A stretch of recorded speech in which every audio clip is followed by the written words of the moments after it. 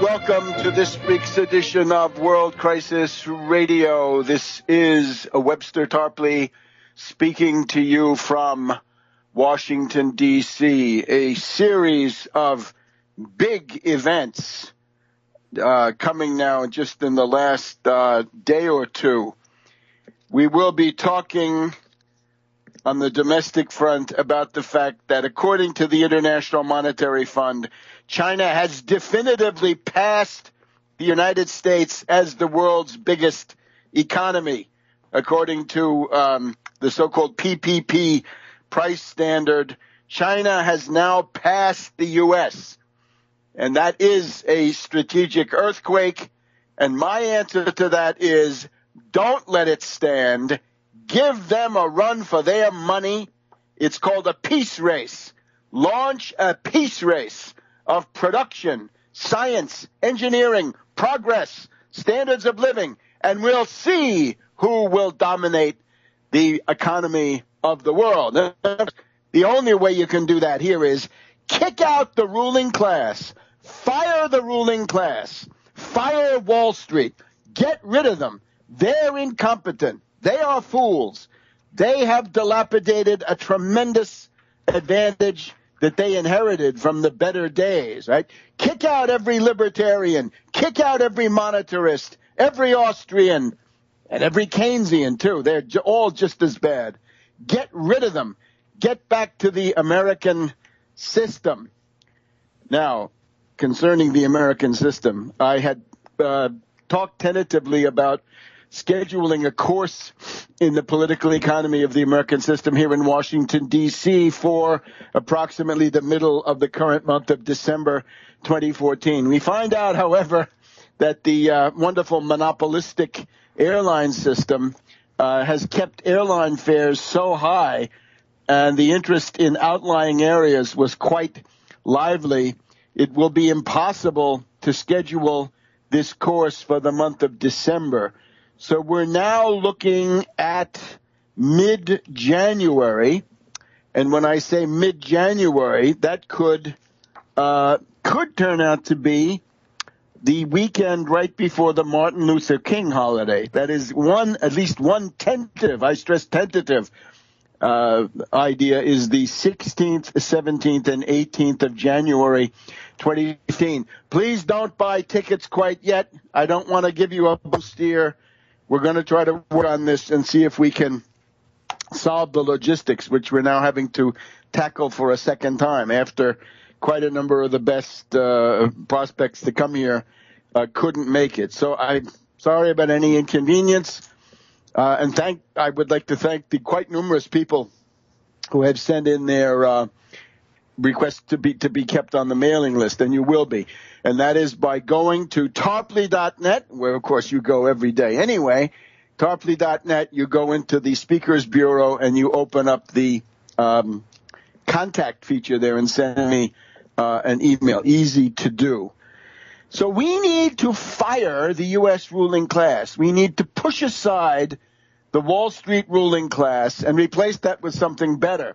I hesitate to call it a new ruling class, but that would certainly be one way to look at it. In other words, a new elite of service, of merit and of service. Merit alone is not enough. It's got to then be dedicated towards service. There is no reason for this country to be relegated to the status of something like a washed-up European power, right? Eine Weltmachtruine. You don't want to become a Weltmachtruine. You don't want to become the wreckage of a former world power. That's not good. And it's also not good for these things to happen in such a precipitous way. So, peace race with China, peace race with all, no more aggression, kick out the Wall Street elite. Kick out the bankrupt, rotten, cretinous ruling class of the United States and replace that with something better. And we know what's better. We know the program that will do it. So that's certainly number one. Now, and we'll get back to this. The overarching question, though, right now is this huge strategic emergency, which is now becoming clear. In the last 36 hours, we've had a fierce attack by Islamist militants in the capital of Chechnya, and about 20 are dead.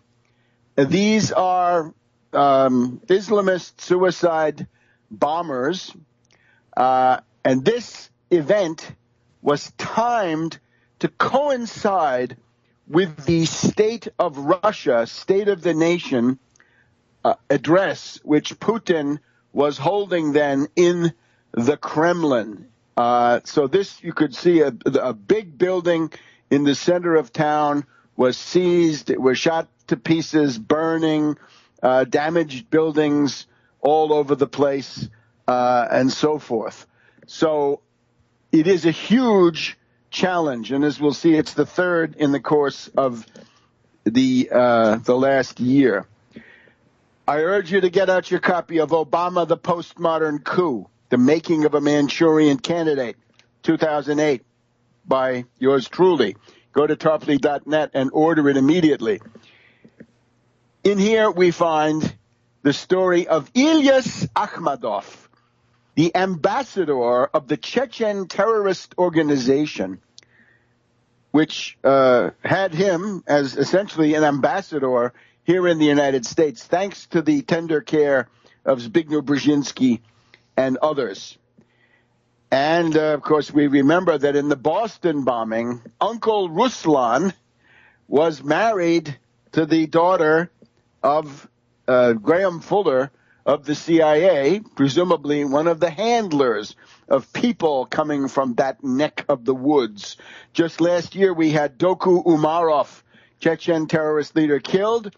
And remember that his predecessor as the boss of this entire thing, Basayev, was one of the most notorious CIA agents anywhere in the world. So I'm saying this because if you're reading this from the Russian point of view, when you see Islamist crazies attacking in Chechnya, you think right away, CIA, MI6. And indeed, sure enough, let's see what Putin had to say about this in that speech that did go on, right? The show did go on. So let's just see a few things about this. He says he's talking about the policy of containment. Let me go back to this. Putin says, concerning sanctions, economic sanctions are not just the kind of ad hoc or knee-jerk reaction on behalf of the United States responding to the coup in Ukraine or the Crimean Spring, which was an answer to that. Putin says, I'm sure that if the Ukrainian events had never happened, if none of that had ever happened, the U.S. and the West would have come up with some other excuse to try to contain Russia's growing credibilities, affect our country in some way, or take advantage of it. The policy of containment was not invented yesterday. Remember, it was George Kennan, the pro-Nazi group in the State Department, that launched it back in 1947 and 1948. I'm adding that. Policy of containment, not new, carried out against Russia for many years, for decades, perhaps centuries. In short, whenever someone thinks that Russia has become too strong or too independent, these tools are quickly put into use. However, says Putin, talking to Russia from a position of force is an exercise in futility, and that applies even when Russia was crippled by domestic hardships, as in the 90s and early 2000s. And now we get to the part about Chechnya, which indicates the gravity of the current strategic crisis. And we'll get to that in our next segment here on World Crisis Radio for the 5th of December, St. Nicholas Day on Saturday. Back in a minute. Welcome back to World Crisis Radio. We're taping on the afternoon of Friday, December 5th, but the program will be broadcast on Saturday, December 6th, and that's St. Nicholas from what is now Turkey. So we're always getting back to the Middle East. In the case of Putin's State of the Nation address, it's very clear how a Russian leader, especially Putin, would see this attack in Grozny, and here is what he says. We remember well how and who, almost openly, supported separatism back then, and even outright terrorism in Russia, referred to murderers whose hands were stained with blood as nothing but rebels, and organized high-level receptions for them. Now, if you don't know what that was, get your copy of 9/11 Synthetic Terror Made in USA and read the part about the Beslan School and the Russian press reaction to the Beslan School, which was simply that this was a massacre manufactured on the banks of the Thames and the Potomac. And that one of the key people who always comes up in this is Ilyas Akhmadov, paid by the State Department, sitting here in Washington, D.C., ambassador of a terrorist organization, according to many findings. And you'll see there was a whole debate on Johnson's Russia list and all these places you can find them. So Putin says, these rebels, in quotes, have shown up in Chechnya again. I'm sure the local guys, the local law enforcement authorities will take proper care of them. They are now working to eliminate another terrorist raid. Let's support them. And then he gets back to this question of the receptions. Let me reiterate, we remember high-level receptions for terrorists dubbed as fighters for freedom and democracy. This is Zbigniew Brzezinski, I'm sorry. Back then, we realized that the more ground we give and the more excuses we make, the more our opponents become brazen and the more cynical and aggressive their behavior becomes. Despite our openness, unprecedented openness back then, we tried to treat people as close friends and even allies. What we got was support for separatism in Russia from across the pond, U.S., including information, political and financial support provided by the special services, CIA. Spецslужб means CIA, ЦРУ. Get the idea? Was absolutely obvious, left no doubt that they would gladly let Russia follow the Yugoslav scenario of disintegration and dismemberment. We all remember with all the tragic fallout for the people of Russia. It didn't work. We didn't allow that to happen. Just as it did not work for Hitler with his people-hating ideas, who set out to destroy Russia and push us back beyond the Urals. Everyone should remember how it ended. Yes. Next year, we will mark the 70th anniversary of victory in the Great Patriotic War, the Second World War. Our army crushed the enemy and liberated Europe. However, we should not forget about the bitter defeats of 1941 and 42 so as not to repeat those mistakes in the future. And then from here, he goes right on to the next issue, the ABM Treaty. The U.S. unilaterally denounced the ABM Treaty in 2002. This had been absolutely a cornerstone of international security, strategic balance of forces, and stability. The U.S. has been working relentlessly to create a global missile defense system, including in Europe. This is a threat not only to Russia, but to the world as a whole, precisely due to the possible disruption of the strategic balance of forces. And it is bad for the U.S. as well. There's much more in Putin's speech. I hope to get back to it. What you see here is a document of economic dirigism, state intervention, organizing, for example, a national technology initiative that will essentially reinvest 25% of the gross domestic product of Russia in modern technology. And what do we have here? We have lunatic Republicans who are blinded by their racism and their xenophobia. And Obama's answer to this is more free trade. The giant sucking sound is back. All those jobs leaving. That's the answer to being number two. And, of course, we want to know from all the loudmouth chauvinists, what happened to your exceptionalism, huh? Exceptionalism can be there, but you got to earn it. You got to fight for it. And you guys are not fighting for it. You're fighting for your own filthy greed.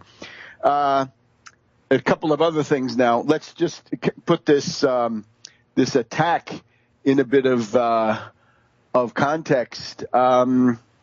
Concerning the New York Times actually recommends that you read something called the Caucasian Knot, K-N-O-T, the Caucasian Knot, an authoritative website that talks about these events. This is now the third big attack this year, and up to now 290 people have been killed and 144 wounded in terrorist attacks in Chechnya through the end of November. And, of course, the guy that Putin relies on here is Kadyrov. So Kadyrov was in St. George's Hall in the Kremlin for the Putin address, and he was looking at his cell phone. What does he have, a BlackBerry or whatever he has? And, keeping up with the events. The other big thing, of course, and this I think is actually the headline, is this ISIS? Yes, it's probably ISIS. It's in the sense that it's probably people who are going to be calling themselves ISIS. And that's the word, for example, the Carnegie Moscow Center, Dmitry Trenin, says on Twitter, the night attack in Grozny looks senseless except as an attempt to embarrass Putin hours before his annual address to parliament. And Trenin and others speculate that this may have been the debut of the Islamic State known as ISIS. Well, why do we believe that? We've reported here the many threats coming from ISIS saying we're going to go on and attack Russia through Chechnya, clearly. You can go on the internet and find pictures of ISIS crazies sitting in Syrian Air Force planes of Russian manufacture and boasting that they're going to go and bomb Moscow, right? Now, these are so far people who don't know how to fly them. And remember that Russia is directly involved in the sense that back in July, when it looked like Iraq might be rolled over, the Iraqi government needed some planes right away. The U.S. was way too slow. Russia delivered some used Sukhoi fighter bombers in there, and they have gone on to make quite a difference. We'll have just a little bit more about this. ISIS attacks Russia in Chechnya, and that fulfills the design of the CIA geostrategic. Okay, welcome back to World Crisis Radio. Webster Tarpley from Washington, D.C. Please remember that the announced course, Political Economy of the American System, it will now most likely occur in the Washington, D.C. area around the middle of January. Please stay tuned. We'll announce that at tarpley.net. We'll announce that on Webster G. Tarpley Twitter feed, and, of course, here on the weekly broadcast. ISIS attacks Russia. This we have talked about in previous weeks. It's coming up now because of this attack. It still hasn't been claimed, but I think that's just a question of time. Anyway, if you're in the Kremlin, you got to assume it's the same as ISIS, whether it's actually Al Qaeda or Nusra. It's all the CIA, Arab Legion, CIA, Islamic Legion attacking Russia under the name of ISIS. And this has got to be stopped. So here we have the Caucasus Emirate, right? Don't look now, but there's also an emir in the Caucasus, right? He's only an emir. He's not a caliph, but he's an emir. The new leader of the Caucasus Emirate is Aliashab Kebekov. He's not yet under the Islamic State, but he has sent lots of fighters from Chechnya and Dagestan right to the east. They've gone to Syria to fight against the Syrian army and also then to Iraq. And here we have a guy called Omar the Chechen. This is the nom de guerre of Tarkhan Batirashvili, senior Islamic State commander in the Caucasus. And he says he's told his father that Russia will be the next target after Iraq. We reported that a couple of months ago. So this top ISIS crazy commander of Chechen background says, "Don't worry, Dad, I'll come home and show the Russians." Mr. Batirashvili's father told Bloomberg News from his home in the Pankisi Gorge region of Georgia on the Chechen border, "I have many thousands following me now, and I'll get more. We'll have our revenge against Russia." And we also have this film on YouTube that I've referred to, the ISIS characters sitting in these Russian planes saying, "Putin, these are the Russian planes you sent to help Bashar. We will take them back to your own turf and liberate Chechnya and the Caucasus.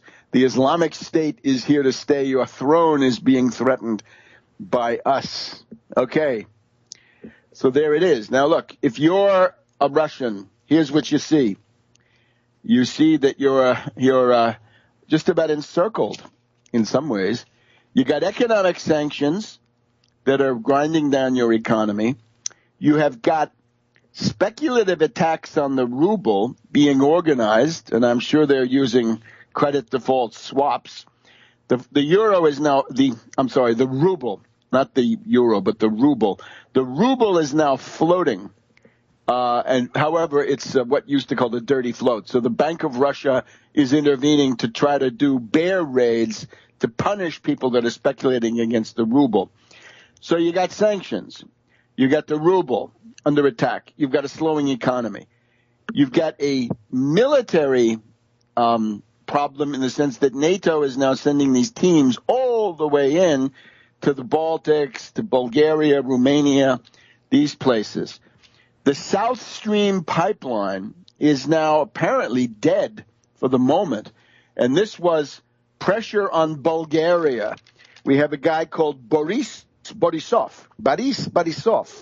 the Prime Minister of Bulgaria, and the Prime Minister of Bulgaria says that the EU told him, in effect, the EU told him to sabotage the South Stream pipeline. Remember, this was going to go from Russia to Turkey, then across to Bulgaria, or actually was going to go across the Black Sea, and then from Bulgaria it was going to get all the way over to Italy, and it would have been the pendant to the north, the Nord Stream down in the Baltic. So you would have had that, but no, not anymore.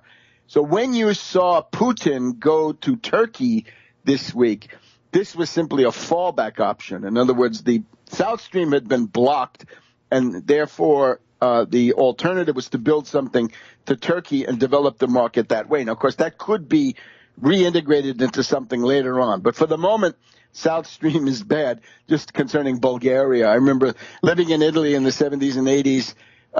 The Italians would always make fun of the Bulgarians. They'd say, you Bulgarians are the most obedient, you're the most servile of the Warsaw Pact. But sometimes then when the Italians felt that they were being too servile, they would say, "Siamo I Bulgari della NATO," are we the Bulgarians of NATO? In this case, the Bulgarians of NATO are now the Bulgarians. The Bulgarians have gotten it. So, and of course, the Bulgarians are the Bulgarians of the EU also. So, sad story, right? Time to get rid of whatever government did that. I would not be fooled concerning Erdogan. He remains the bad guy, bad actor. When Erdogan says the West should butt out of the Middle East because their advice is wrong and can't help us, what he means is, don't you dare tell me I can't help ISIS. I'll help ISIS all I want because I know the Middle East and you don't. But this is all bad. The other one is Fradkov, right? The head of the, essentially of the KGB, right? Of the FSB. Fradkov says that, the fall of the oil price and the ruble is the subject of essentially a conspiracy and restraint of trade. Foreign investment funds, hedge funds, are taking part in ruble speculation, a la baisse, right? Down, short, bear.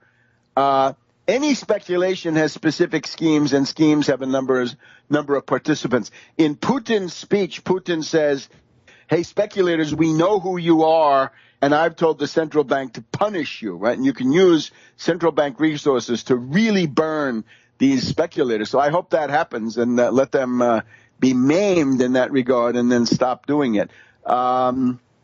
So that's Fradkov, SVR, and that's deliberately introducing sanctions and attacking the ruble through manipulation of world oil prices. So ruble and oil go together, according to Mikhail Fradkov. Okay.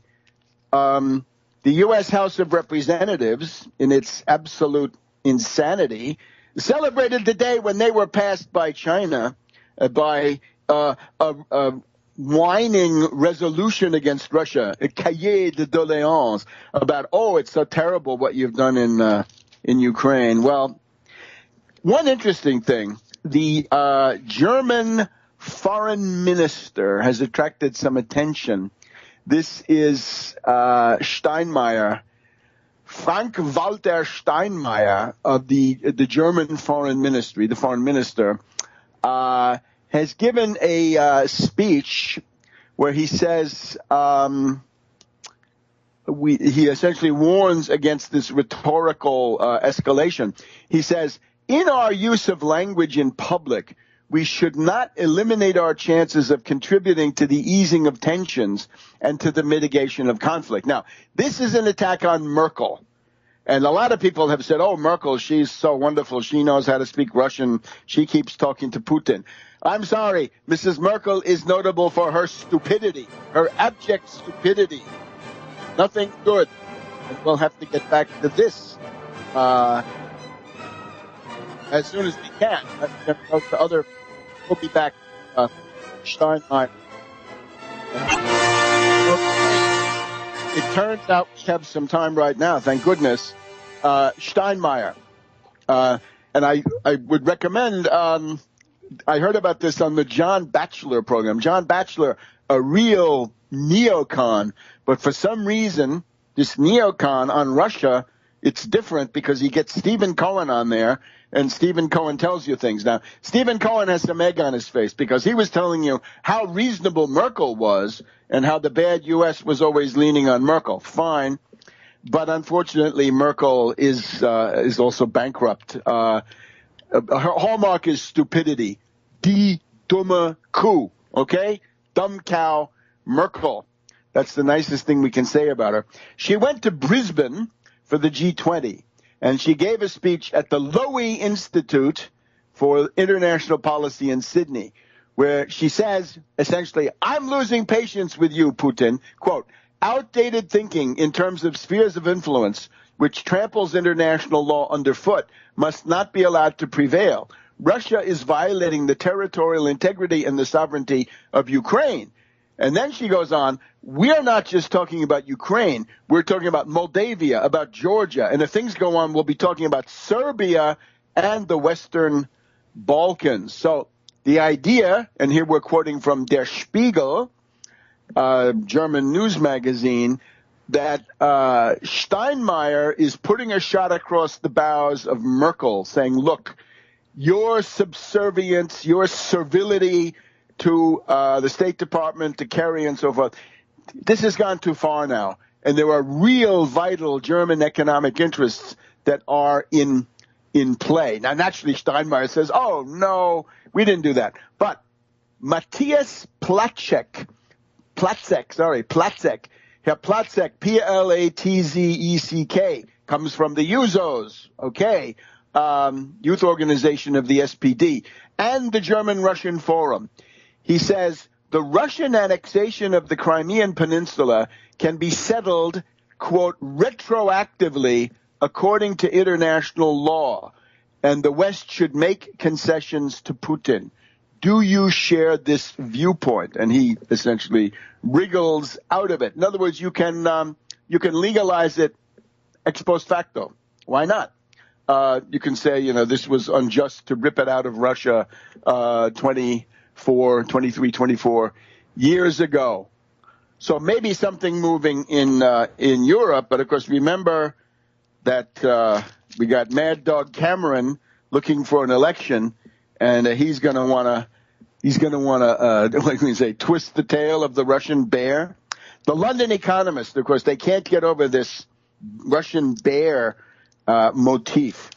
So all of that happening, and to me this looks, well, let's go back to our list. If you're in Moscow, you're besieged, right? You're being hit with sanctions, cutting off trade. You're being hit with a tax on the oil price and the ruble. Now, obviously, with the oil price, some of that is real. Some of that is a real world economic depression and slowdown. But naturally, I think it is true that various people are piling on for various reasons, and it's easy to pile on if you think you're going to get money. So the Russian central bank would have to go some to stage these counterattacks periodically, a bear squeeze to really hit the people that are doing this. And then when they start howling in public, you know who they are. The South Stream pipeline dead for the moment, and then Putin has to fall back on Erdogan, who is a dubious character. But one of the things you see in Putin's speech is he says, let's not mix politics and economics. Well, you can see what he's getting at in this framework.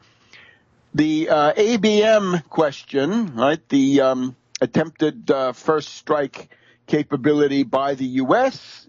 and NATO, and now the attack through Chechnya, and the fact that ISIS may soon be officially involved, whatever that means. These are simply labels that are used by the intelligence agencies. So there's also the question of the hypocrisy of the West. You can tell. Somebody attacks the U.S., they're a terrorist. Otherwise, you attack Russia, you can be a separatist, a militant, a gunman, a rebel, but generally not a terrorist. Again, read the 9/11 synthetic terror made in USA, extensive discussion of all of that. Let me also point out a couple of other things in Putin's speech. He says the Crimea for Russia has the same ideological and even sacral significance as the Temple Mount, the Al-Aqsa Mosque, and the temple, right? That site in Jerusalem. For Russia, this is the same thing. We say that the Crimea, the ancient Kherson or Chersonesus and Sevastopol will have invaluable civilizational and even sacral importance for Russia, like the Temple Mount in Jerusalem for the followers of Islam and Judaism. So please remember that Grand Prince Vladimir, right, the one of Kiev, right, transforming Russia into a Christian country, was baptized in this area before bringing Christianity to the Kiev Rus. All right, so you get the idea. This is a very important speech, and imagine a State of the Union address in Washington here in the House, and some terror event goes off, killing 20 or 25 people, whatever it turns out to be. You can get the idea that this is heavy-duty provocation. In other words, there's a planning center now. There's a war room where they're planning things, and Putin fights back saying, we will not allow anybody to get military superiority. No one will ever attain military superiority over Russia. We have a modern and combat-ready army. We want to be polite, but it's a formidable army. We have the strength and we have the courage to protect our freedom. Remember, it's an unconquered country. Only the U.S., Britain, and Russia in the modern world pretty much have this characteristic. We will protect the diversity of the world. We will tell the truth to people abroad so that everyone can see the real and not distorted and false image of Russia. There are some problems on this front with RT, I must point out. We will actively promote business and humanitarian relations as well as scientific, educational, and cultural relations. We will not enter the path of self-isolation, xenophobia, suspicion, and the search for enemies, because those are evidence of weakness, whereas Russia under Putin is strong and confident. And again, you talk about a national technology initiative investing 1/4 of the gross domestic product in science and technology.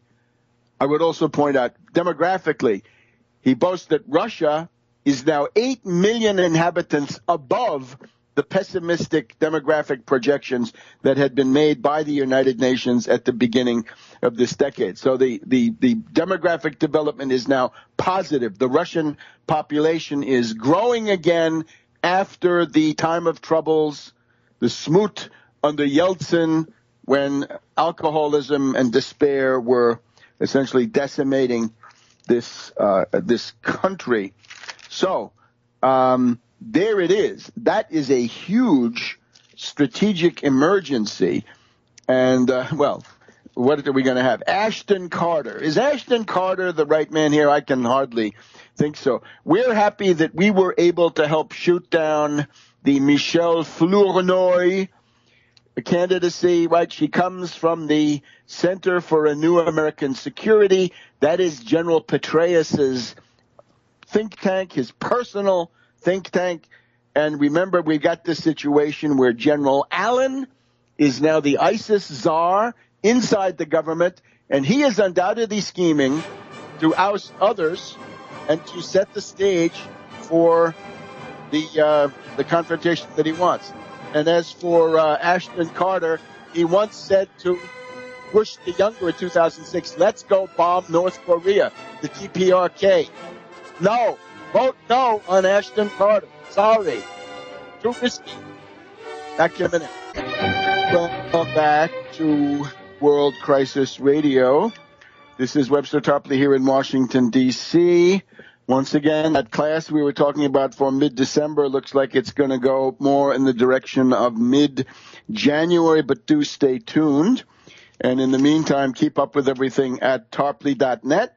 If you want to know about the Chechen rebels and their relations to the CIA, go to 9/11 Synthetic Terror Made in USA. And if you want to read specifically about Ilyas Akhmadov, the ambassador of that monstrosity, you can read about that in Obama, the Postmodern Coup, the Making of a Manchurian Candidate. But now we're switching our attention to U.S. domestic, and in particular to the very decisive situation in Benton Harbor, Michigan, and in Michigan in general. And this is, of course, the fact that there's going to be a sentencing hearing on the 15th of December, at least that's what's scheduled, for our dear friend, the Reverend Edward Pinkney, who is the mass leader of the resistance against this kind of fascism in Michigan as a whole, and has been recognized by the United Nations as being that kind of a mass leader.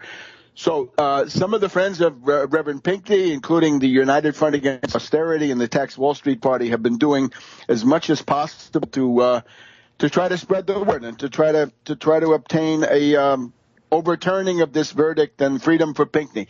So to get a report about this, no better person to ask than Daniela Walls, who is the chairwoman of the Tax Wall Street Party, who has been keeping in touch with people in the United States and around the world, and that's really a big deal, to give us a report on what's going on. Daniela, welcome. Out with how the Tax Wall Street Party is mobilized, and then if we have time later, we can get into some philosophical issues that were raised on our last night's United Front Radio with Reverend Pinkney about institutionalized racism. And as Pinkney said, we need to fight the big war instead of all these small battles that are going to continuously pop up. And he said the right way to strategically fight a war and the most bang for your buck is that we're going to need systemic reform to the economy. But let's start with the nuts and bolts, if we can, of what our party is actually doing. So the Tax Wall Street Party is mobilized in half the states and about 10 countries now and growing. Yesterday, our D.C. local put Pinkney flyers into the hands of the economist Dean Baker and former Representative Dennis Kucinich. And Kucinich is very interested in the case. We are in communication through our D.C. local with Congressman John Conyers' office, and we had meetings with his staffers already. We are in contact with the office of Congresswoman Marcy Kaptur, trying to help Pinckney first, but also to bring into the larger focus of the emergency manager laws. Last night, the D.C. local went to a party with Bernie Sanders and had a talk with him where Bernie Sanders did not know what the emergency managers laws were, which was shocking, but speaks volumes about the state of our so-called progressive politics in America. What you were going to say? You're right. Shocking. Please go ahead. Shocking. So to bring home what this emergency management means, because you might not hear about it from Bernie Sanders, it seems, if you have any public parks, public schools, public beaches, public art museums, public anything, all of that is going to get privatized, and it's going to get sold for pennies on the dollars and inside deals and crony capitalism. So what's happening in Benton Harbor and Detroit is a template. All of your art museums, like I said, parks, beaches, state parks, are going to be sold in these insider deals and land grabs. Land grabs is a key term, and that's what's happening in Benton Harbor with the beach. Also, your firehouses and libraries could be made into upscale condominiums, like we've seen and talked about several times on the show. And that's the future that awaits all of us. So our local is working on organizing and sending out as many letters to Judge Chirac as they can. I want to ask each of your audience members to send one or more of these letters as well. But at least make sure if you're in the audience you send one. You'll find a sample letter at an instructional website we set up. That's freepinkney, FREEPINKNEY.wordpress.com. You will need to print 2 copies of your letter and send one to Judge Chirac and one to Pinckney. This is important to send one to Pinckney so he has a record of these correspondences and in case the judge just chucks them. The address of both Pinckney and the judge are at freepinkney.wordpress.com. We have locals now, like you said, in many countries in personal contact with their foreign embassies and OSCE offices. This is in India now, Moscow, Spain, Denmark, Ireland, England, Thailand, Australia, France, and Germany. They're in action. We have locals writing articles, including Brandon Turbeville in South Carolina has written a few about the emergency manager laws for activist posts. If you go to activistpost.com, you can find them.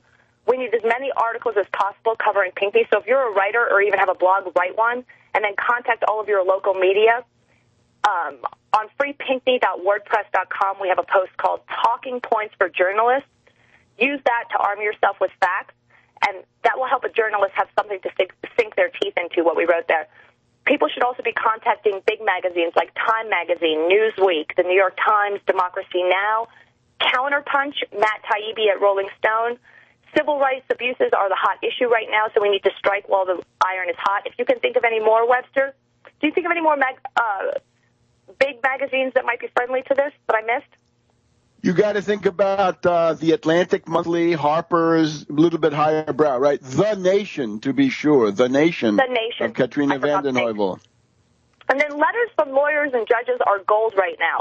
Letters from everybody are gold, but letters from lawyers and judges are gold right now. So if you are a judge or you are a lawyer, please contact me immediately at taxwallstreetparty@gmail.com. We've already gotten letters from lawyers of goodwill that I'm working with drafting, going over the legal briefs and drafting a proper letter with the facts of the case and also some memos and motions.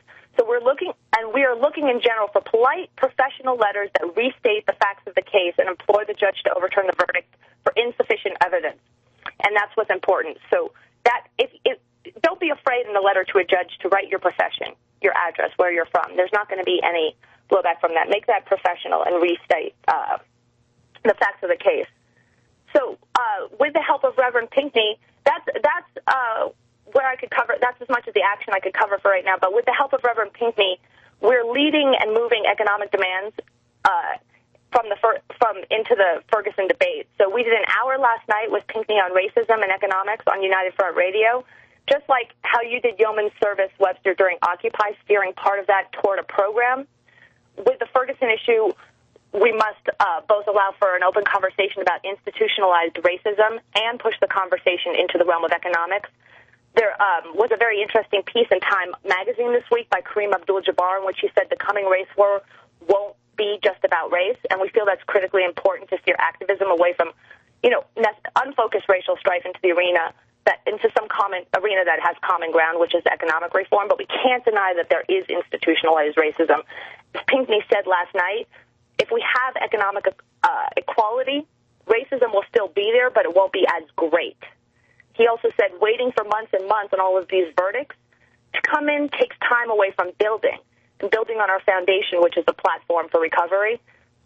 When I've been listening this week to black political radio shows and white political radio shows, it seems that, again, it's a little reminiscent of Occupy, where nobody has a battle plan. There's a lot of anger, a lot of chaos, a lot of confusion, but no program. People are using words on some shows like we need to go to battle. But then there's no vision for what it will look like after they win, and that's always been the tenuous part of any revolution. So people are saying things like, you know, kill the rich, and they focus on boycotting one specific company. Those kind of terms are being thrown around now. So there's no discussion. And also it's focusing on small things like one company, but there's no discussion of a broad-based reform. Like in the case of Benton Harbor, the obvious issue is a protective tariff. Like what happened to the Benton Harbor jobs? They went to Mexico, they went to China. Why? And free trade means removing the financial penalty for a company like Whirlpool to import goods from overseas. So contact me. I hear the music, Webster, at That's right. So sorry. Email. Especially if you're a lawyer or a judge. I need you to come to me now. Thank you, Webster. Thank you so much for having me. Thank you. I'll touch next week. And we've been intervening on that in lots of meetings, and it's been getting a very good hearing. We'll be back in a minute. Welcome back to World Crisis Radio. Webster Tarpley here in Washington, D.C. for our St. Nicholas Day show. Now, it's in perspective, right? We've had Ferguson with Michael Brown. We have monstrous homicide, murder of Eric Garner on Staten Island. Remember, Staten Island is an island of reactionaries. New York has a middle class. It has some ultra-lefts. But if you're a reactionary, you go to Staten Island, and I'm afraid that's what we're seeing, among other things. Bad news. So there is a problem which cannot be solved by economic means alone. It will require a direct ideological campaign, and it will require getting some of these district attorneys out and replacing them with people who have a better sense of what we need for governance. In other words, the logic about indicting Darren Wilson was indict him for a charge, manslaughter, involuntary manslaughter, for the sake of public order, to keep order in the streets. That's a consideration. Statesmen would have to look at that. And in the case of Eric Garner, it's open and shut case. Indict that guy for something more serious, murder one, murder two, whatever it is, because that's what you see, and otherwise you're going to get all kinds of disorder. But the main thing here we have to consider is under these conditions of economic breakdown, these protests on the Ferguson and Staten Island and the case of this 12-year-old boy simply murdered for having a toy gun, these can detonate the mass strike.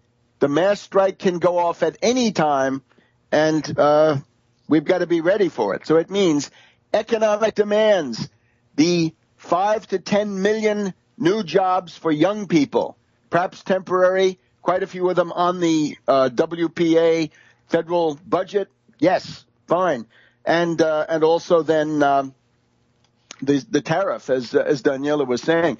Here in Washington, D.C., I have to say we're having the final farewell to the former mayor, Marion Barry, and I would like to sum up what quite a number of people remember about him. And this is actually it's quite significant that it works this way.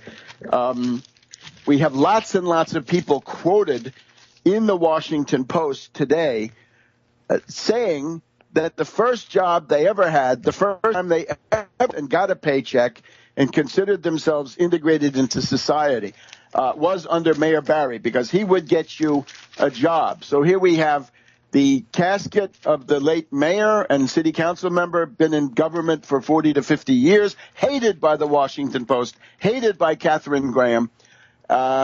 It's, of course, a a sad day, but Petula Dvorak writes, the first in a long line of thankful Washingtonians. So these are people who remember. They say, when I was younger, I got my first job thanks to Marion Barry. Not the free market, no free market.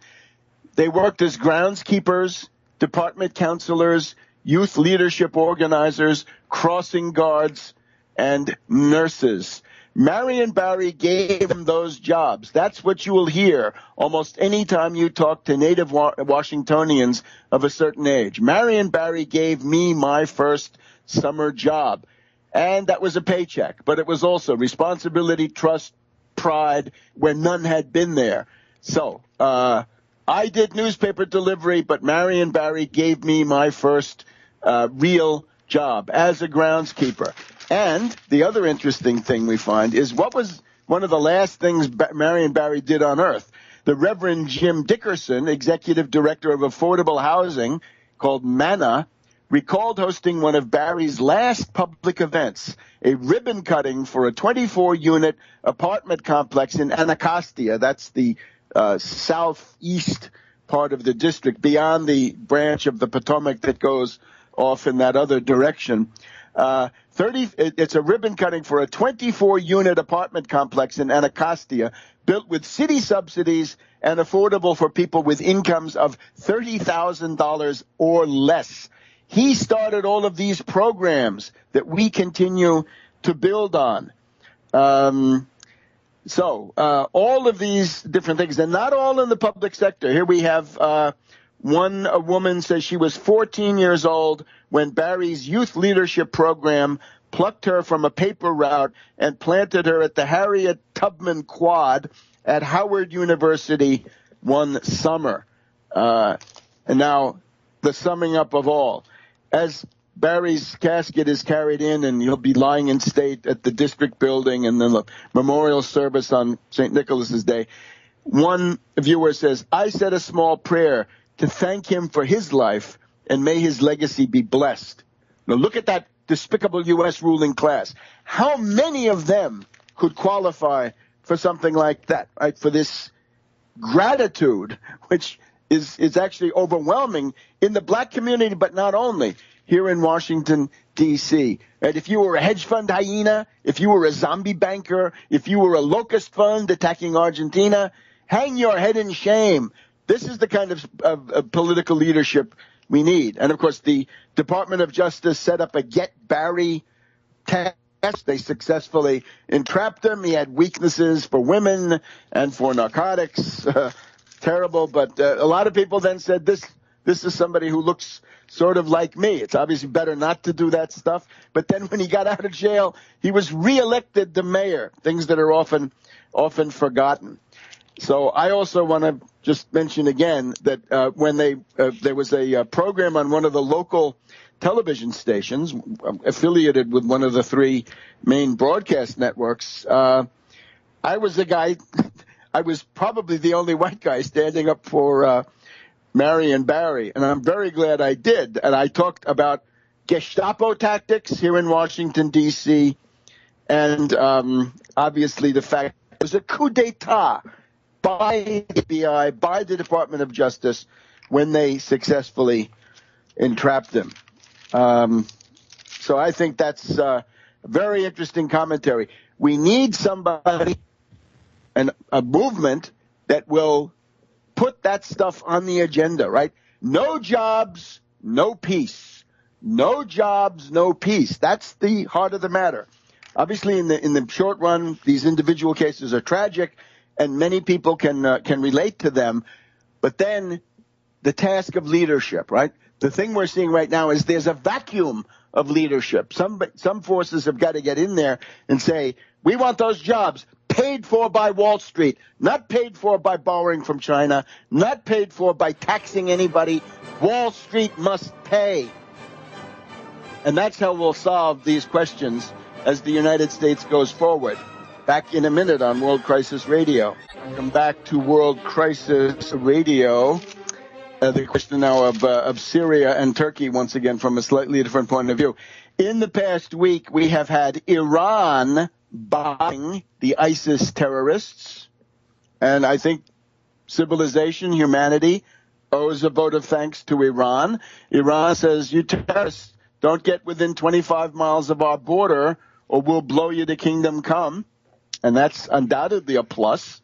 I think this ought to lead to some people rethinking their sort of Pavlovian anti-militarist reactions. I'm afraid sometimes you do have to do this stuff. Hitler was one. This seems to be another one.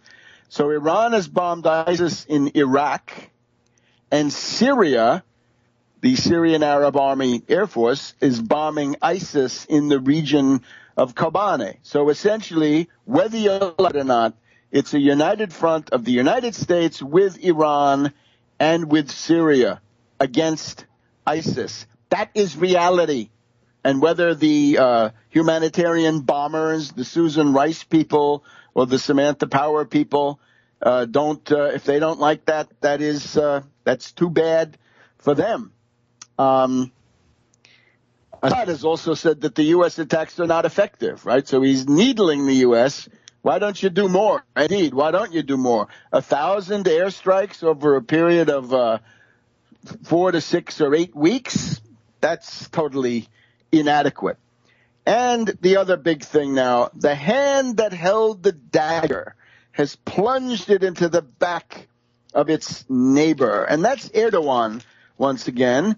Last weekend in the neighborhood of Kobane, we have very well documented, photographed, filmed event in which the Turkish army, under the orders of Erdogan and Davutoglu, allows ISIS killers to come onto Turkish territory to start attacking the Kurds in Kobane. And this is another outrage, and this Erdogan has gone too far. He will have to be called to account.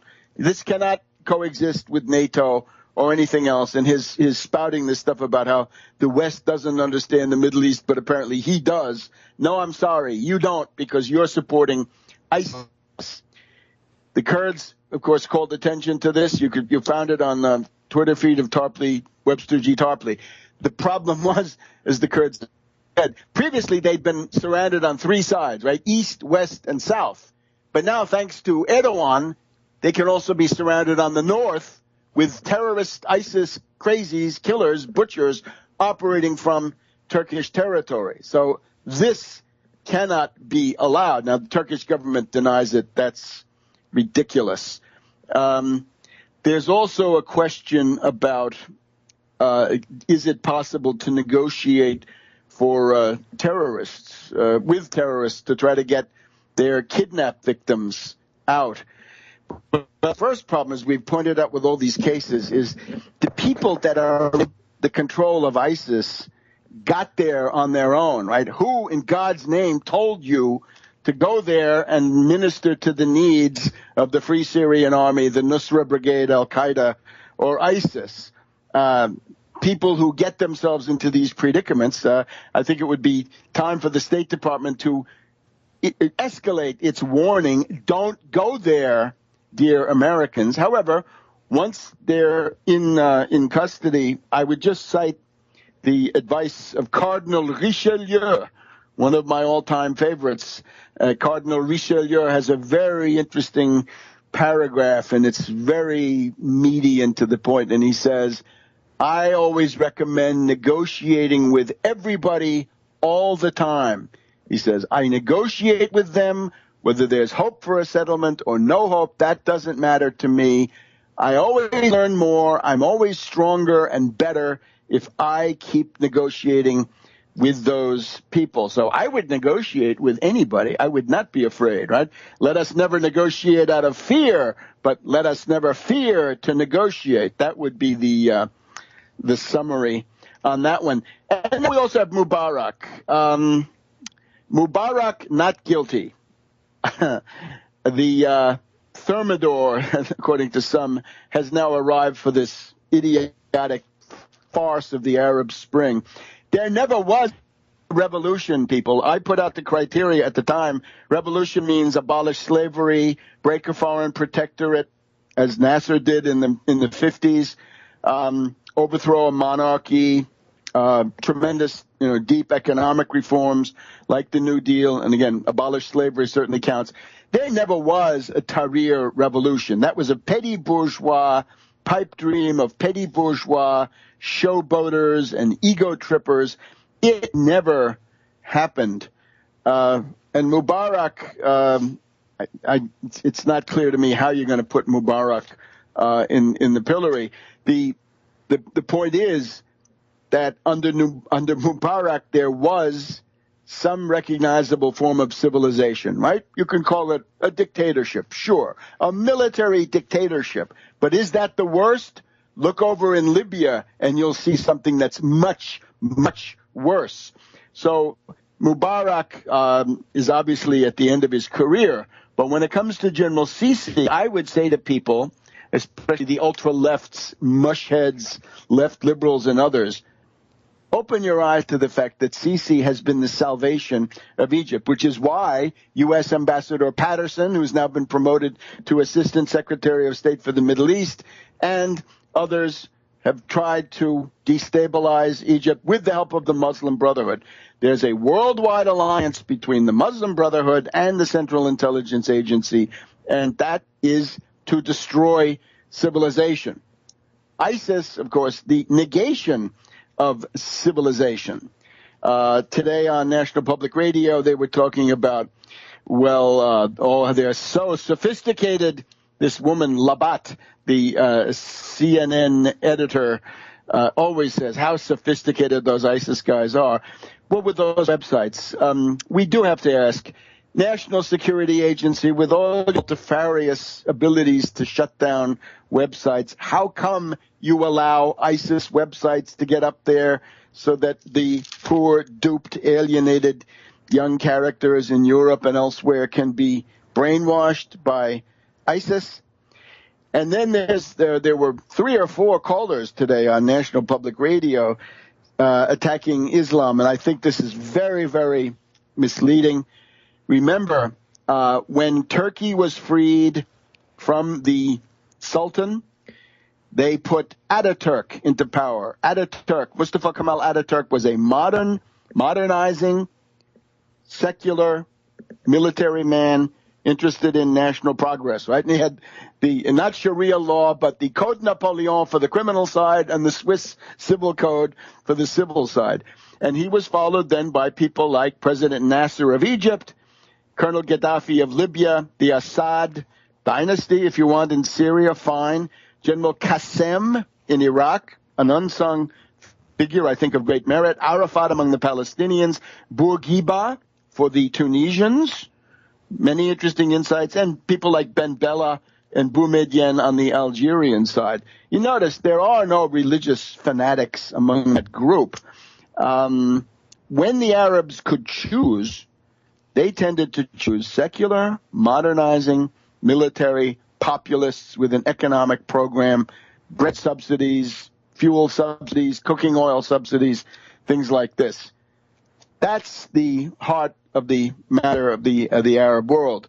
Nasserism was, and I think will be for the foreseeable future. Nasserism is represented by Sisi, represented to some extent by Bashar. That is the road of Middle Eastern progress, at least among the Arabs and perhaps beyond. Back in a minute on World Crisis Radio.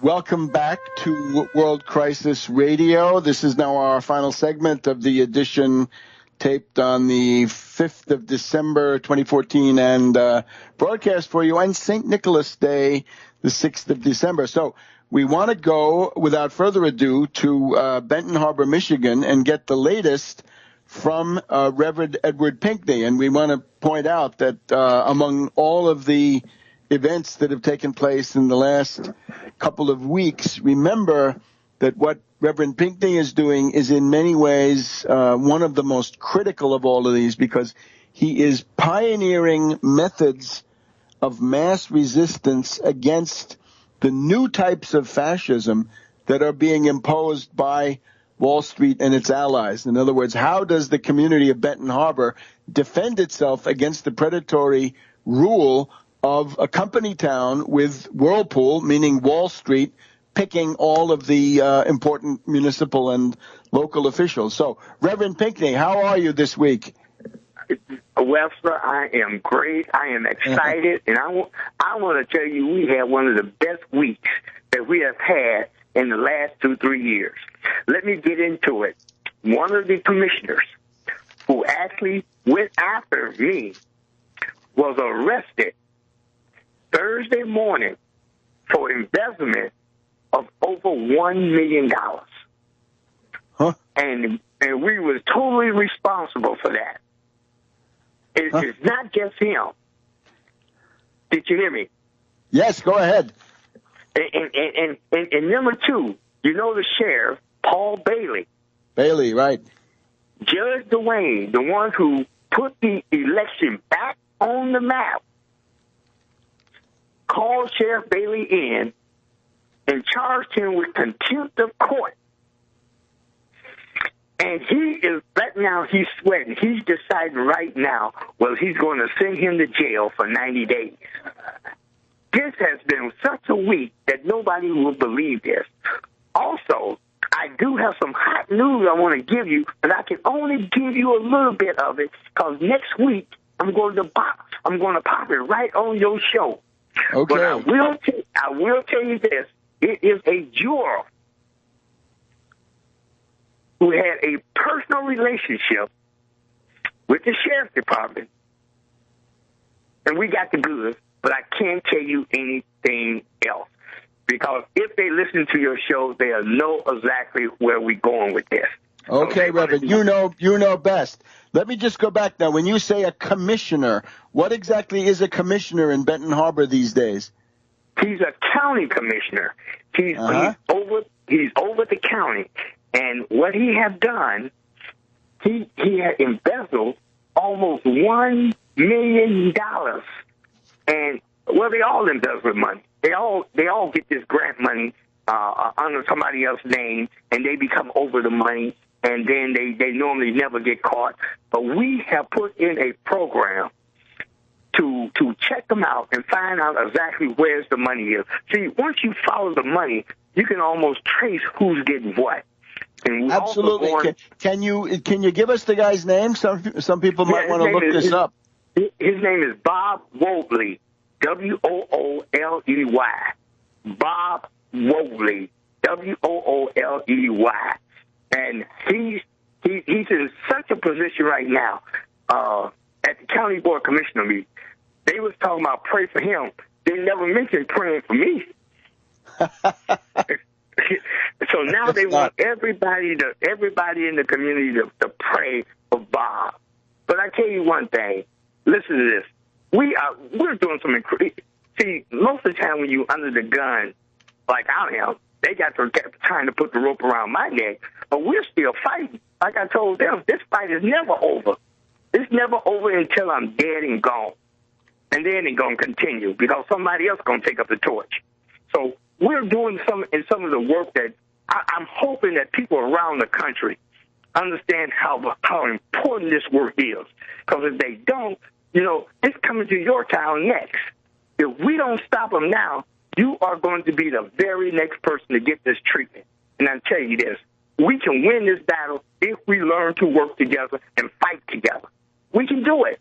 Because I'm not Reverend, I'm absolutely, I believe you, and I can see it. I've got the WSB TV here on the internet. Berrien County Commissioner charged for embezzling, they say more than $150,000. I'm sure it's more. Absolutely. And there he is, Wooley. Bob Wooley? Yes. Wooley? Wooley. We call him Bob Wooley. and tell you right now, he has been doing this for 7 years, so it's close to $1 million. And they're trying, instead of charging him for every time he did it, they gave him just one charge because he's friends with the prosecutor. See, he didn't expect us to come up with this information, you see. But we got one other guy we're going to get next. The guy we're going to get next is... Don't let the cat out of the bag too soon. Let's make sure we have them, already exposed. That's right. And the absolutely. Remember, it's Sheriff Bailey, and what it looks like here is that the participants in that meeting where they were all boasting about how they got Pinckney, that turns out to be nemesis, right? That turned out to be a bad place to be. Absolutely, and it was. Look, I said, don't mess with Pinckney. That's the message I'm sending them. Now, Reverend, based on this news, tell people again how they can join what is now a fight back with a better than average chance of succeeding. Absolutely, you can look me up on bhbanco.org. That's BHBANCO.org. That's BHBANCO.org, or you can mail a check to Banco, BANCO, 1940 Union Avenue, Benton Harbor, Michigan, 49022. Or you can call me at 269-925-0001. That's 269-925-0001. You can reach me. Call me. I would love to have you in this fight with me because we're going to win this fight. Absolutely. And never say die, because look at all these wonderful things that can pop out. And it's all over the local press. I'm just admiring all of these. The story apparently broke yesterday. Am I right? Yes, absolutely. Absolutely. They arrested him, and they didn't send the SWAT team, even though it's really close to $1 million because he's been doing it for 7 years, getting his grant money. And by him being a Caucasian, as a matter of fact, they gave him a chance to surrender rather than send the SWAT team to his house like they sent the SWAT team to my home. It's amazing. And also another big story is going to be Sheriff Bailey. That's going to be a big story because, for one thing, there is a strong possibility that this sheriff will be going to jail because Dwayne is not happy, Judge Dwayne. He's the one who actually put the election back on the ballot, and they took it away and took it up to the appeal court, and they were the one who reversed this thing. So now we're in a whole different world, but we'll fight back. And this guy Woolley, Berrien County Commissioner, I take it that he's linked to this Upton political machine? Oh, absolutely. Absolutely. Matter of fact, he was one of the guys that was at the meeting and gave Sheriff Bailey a standing ovation. Right. Yes, he was definitely there. And there's two other ones who was there, but we won't mention it like you said. But their day is coming also. It's just a matter of time before all of them go down. Okay, Reverend. That's wonderful news. And congratulations to you, and congratulations to the people there who have been working with you to make that possible. And we'll try to spread that around the world as best we can. So more power to you, Reverend. And next week is going to be even bigger news, right? That's right. Next week I got big news. And we're honored to have you here. So thank you again, Reverend Pinckney, and we'll see you all next week on World Crisis Radio.